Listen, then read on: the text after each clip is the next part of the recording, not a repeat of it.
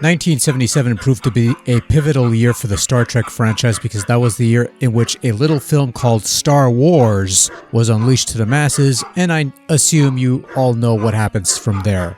Now, how this relates to the Star Trek is that there were attempts to bring the series back into the fold before they eventually settled on putting out a sci-fi epic for the ages, and so they begat Star Trek the Motion Picture in 1979.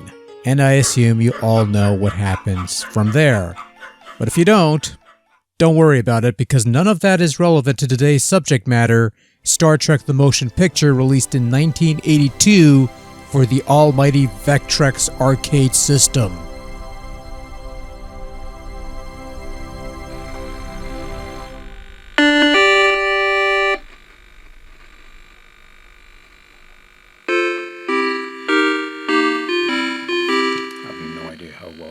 That.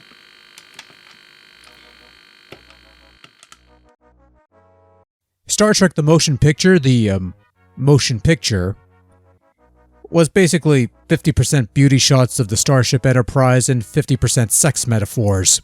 Good luck trying to convince me that the thing threatening humanity doesn't look like a glorified space dildo. Star Trek the Motion Picture, the game, or just Star Trek the game as it says on the title screen, or just Starship when it was released to other markets, goes into the only thing people wanted to do when they were in command of the USS Enterprise back in the day, and that was to blow up some fucking Klingons. And also the occasional Romulan, but you could pretend that's just another Klingon ship, not that it really matters in the long run. So Star Trek is a very simple game. Your goal is to clear the star sector you're patrolling of attacking Klingons and occasional Romulans, and once that's done you move on to the next sector where you pretty much do the same thing. Every 9th sector will pit you up against the Klingon mothership, their words not mine, which is essentially the final boss as it were. Once you beat him, you move on to Sector 1, where you do the whole thing all over again. Your ship has a finite amount of laser fire, again, their words, not mine, and in order to restock on resources, you'll need to dock with a starbase. This is done by executing a power link with the starbase that will restore your wares, so long as you don't blow it up beforehand, of course. Sometimes you'll encounter portals that the manual refers to as black holes, and if you manage to power link with those, you'll skip ahead to the final sector and face off against the Klingon mothership. Black holes will always appear in a specific sector, and you can choose which sector it appears in by selecting the game mode before starting a new game. So if you pick Game 5 for example, the black hole will appear in Sector 5 every single time. Almost. One hit is all it takes to destroy your ship, but you could activate your shields to defend against enemy attacks for a short while, or you could just shoot the projectiles, though some projectiles are trickier to shoot down than others. Once you lose all your lives, it's game over, naturally. This is a fairly basic arcade shooter thing, and the best thing you could say about it is that it offers 360-degree movement, so it feels like you're flying around in space rather than flying along a rail.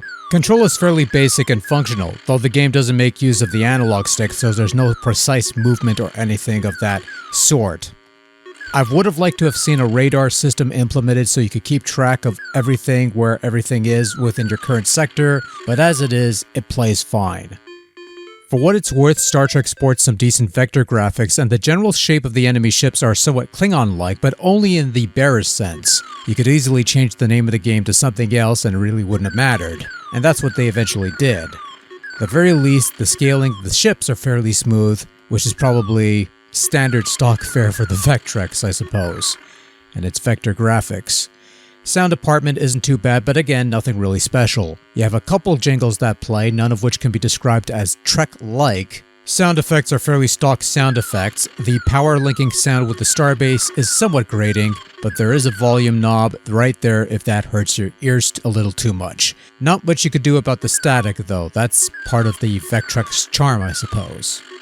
Overall, Star Trek the Motion Picture on the almighty VECTREX Arcade System is a fairly basic shooter game that might not follow the movie it's named after and only vaguely resembles the universe it's supposedly adapting, but as a first-person arcade-style flight game thing, it's actually not too bad.